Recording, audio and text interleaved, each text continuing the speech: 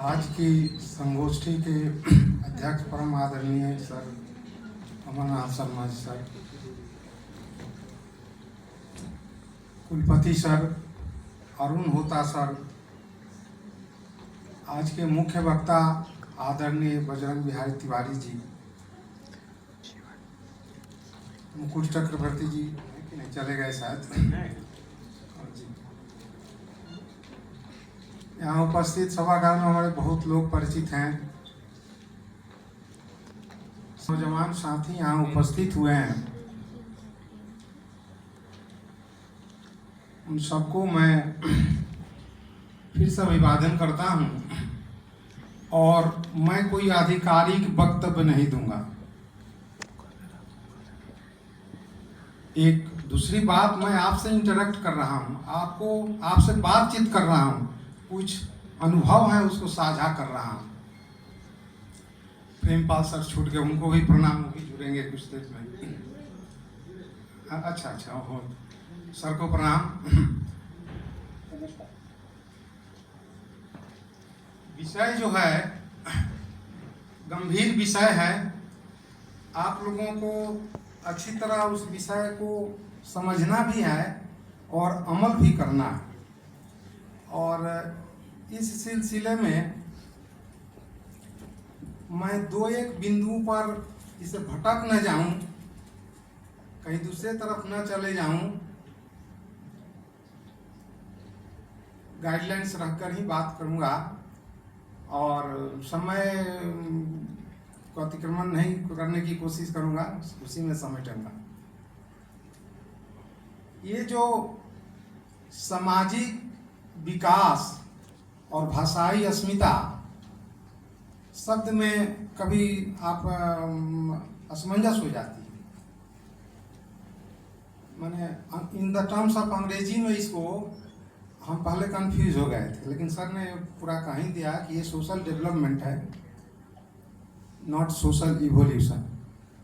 और विकास उसको भी कहा जाता है, लेकिन बांग्ला में विवर्तन कह देने से बात समझ में आ जाती है। खैर, अस्मिता को पहले समझना है, और वो भाषाई अस्मिता। अस्मिता संघर्ष की जननी है। जब हम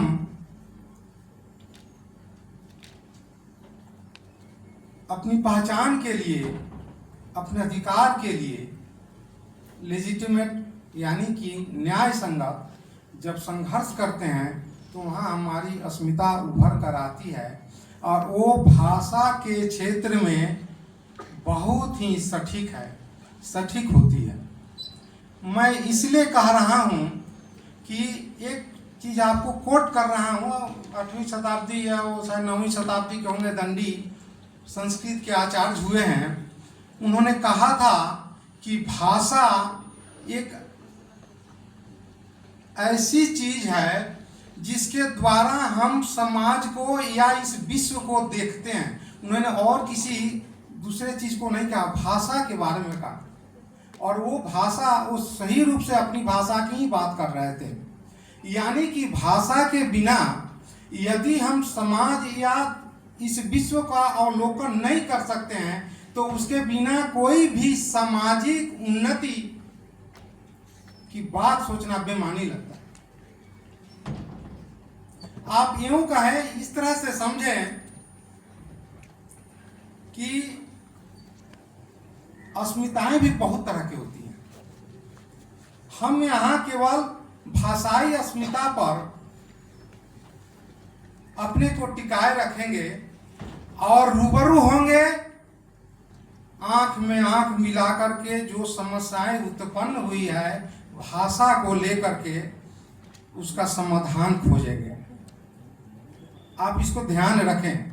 हम हिंदी भाषा भाषी लोग हैं, हिंदी की पढ़ाई करते हैं, हिंदी के एमए के छात्र हैं और हिंदी की लड़ाई ही लड़ रहे हैं अपनी भाषा के तरफ। ये बहुभाषिक देश है, सर ने जैसे कहा। यहाँ तरह तरह की भाषाएं हैं, हजारों भाषाएं हैं। तो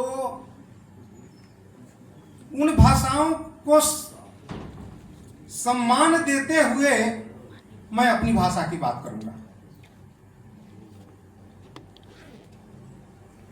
आप अच्छी तरह से इस बात को, इसका समाधान बहुत पहले कवि गुरु रविंद्रनाथ एक जगह कहा था कि नाना भाषा नाना मौत नाना परिधान विविधेर माझे देखो मिलन महान। अब आप इसको समझें, विविधता भाषाएं में है, परिधान में है, हम उसके तरफ नहीं जाते हैं, लेकिन भाषाओं में जो विविधता है, उन्होंने कौन सी वो जादू की छड़ी या कौन सी बात कही उन्होंने जिसमें मिलन जो है महान, विविधेर माझे देखो मिलन महान, जो हमारे अंदर एकत्व की जो भावना है वो कितना महान है। यदि इस चीज को हम समझें तो जो अस्मिताओं को लेकर जो टकराव है, भाषाई संघर्ष जो है, उसका हम बहुत दूर दूर तक समाधान खोजने को जाते हैं, लेकिन निकट में ही उसका समाधान हम खोज सकते हैं। मैं दावे के साथ ये कहता हूं कि जब भारतेंदु ये कह रहे थे या लिख रहे थे कि निज भाषा उन्नति है समुन्नति के मूल, तो वो हमारी जो अपनी भाषा संस्था बनी वो निज भाषा का ही तो ये तात्पर्य था। अपनी भाषा, अपनी हिंदी, किसी के लिए बांग्ला, किसी के लिए उर्दू, किसी के लिए पंजाबी, वो अपनी भाषा की तो बात कर, भारतीय भाषाओं की बात तो कर रहे थे या कह रहे थे। आप उन भाषाओं के बीच जो मिलन, जो एकत्व की जो भावना है, भारतीयता की जो भाव है, उसी को तो मिलन महान रविंद्रनाथ भी कह रहे थे या कह रहे, उस समय में बता रहे थे।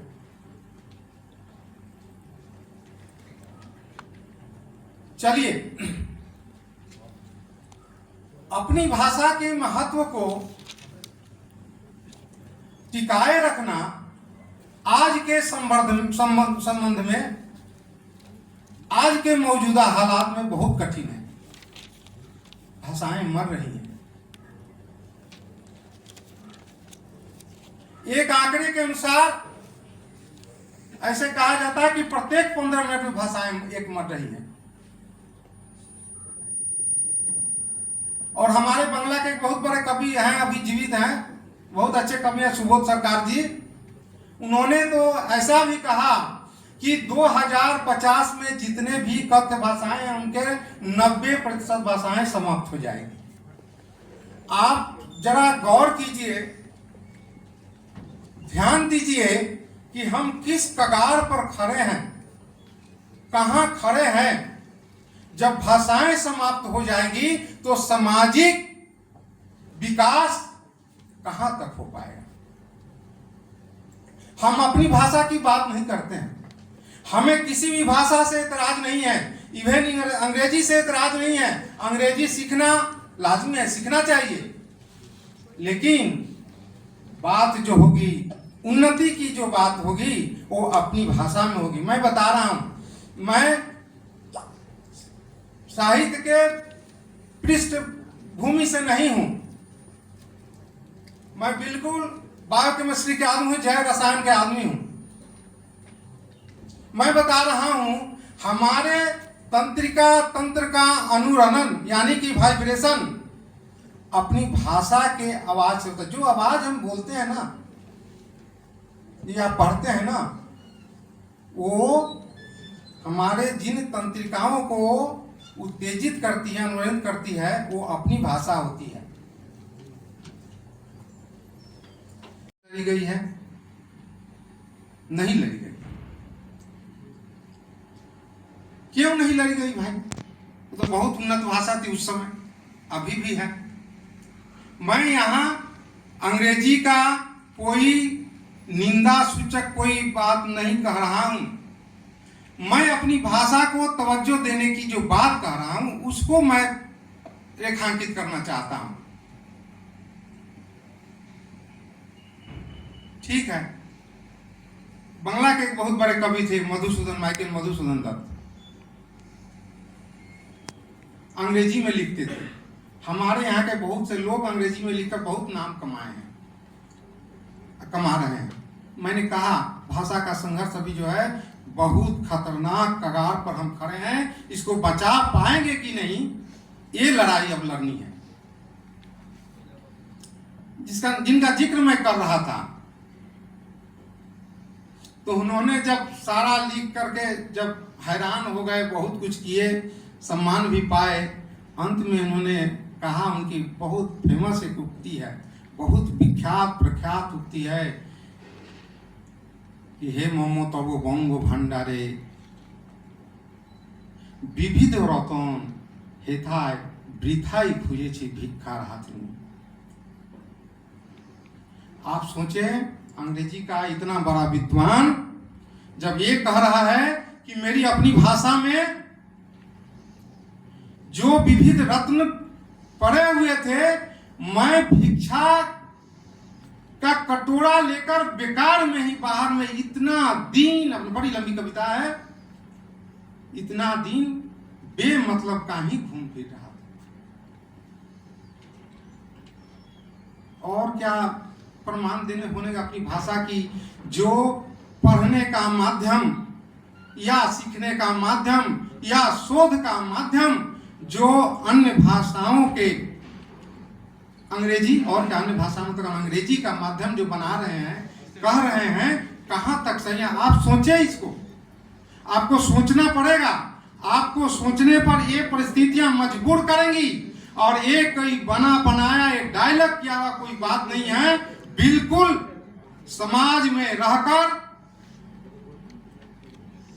दैनंदिन जीवन में आपको उसके साथ लड़ना और संघर्ष करना होगा। और ये बंगभूमि, इसकी तो हम क्या कहें, अपनी भाषा की बात, इसकी बात हम क्या कहें, जहां भाई रक्त रागानो 21 फेब्रुआरी की कोरे भूलते पारी हमें भाषा दिवस के रूप में जो शहीद दिवस हुआ, भाषा यही बंगभूमि है। मैं बस भाषाई अस्मिता के क्या निखार आए, उनका क्या महत्व है, मैं एक एक बिंदु को छूते निकलूंगा। आप उस पर तवज्जो, उस पर ध्यान दीजिएगा। आप लोगों को शायद ये मालूम ना हो, कल्याणी राय चौधरी बोल की एक बहुत विदुषी महिला थी आजादी से पहले, और उनका परिचय था कि वो प्रमथनाथ बीसी की भांजी थी, मतलब भगनी थी, और उनकी शादी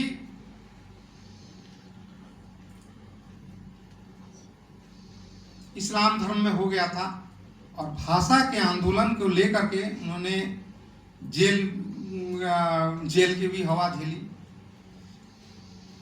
जब बांग्लादेश सरकार से जब उर्दू को राष्ट्रभाषा करने की बात किया जा रहा था, और इनको कहा जा रहा था कि आप बांग्ला को राष्ट्रभाषा करें, बांग्लादेश की, तो उन्होंने कहा कि मैं तो ऐसा नहीं कर सकती हूँ। तो जो उनके पति थे उस समय अब्दुल मन्नाफ साहब थे, उनको ये किया गया, वो बांग्लादेश सरकार में उस समय बहुत बड़े ओहदे पर थे।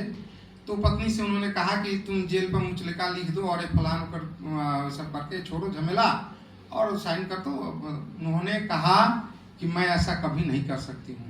उन्होंने अब्दुल मन्नाफ के लिए अपना घर छोड़ा था, द्वार छोड़ा था, धर्म त्याग किया था, और आज भाषा के लिए उन्होंने, जब उनको तलाक दिया गया वहीं जेल में, तो अपने पति को भी छोड़ दी। ये थी भाषाई अस्मिता। इसलिए आज भाषा के नाम पर, अब अधिक मैं इसको विस्तार नहीं दूंगा, बहुत विस्तार से ही बातें थी।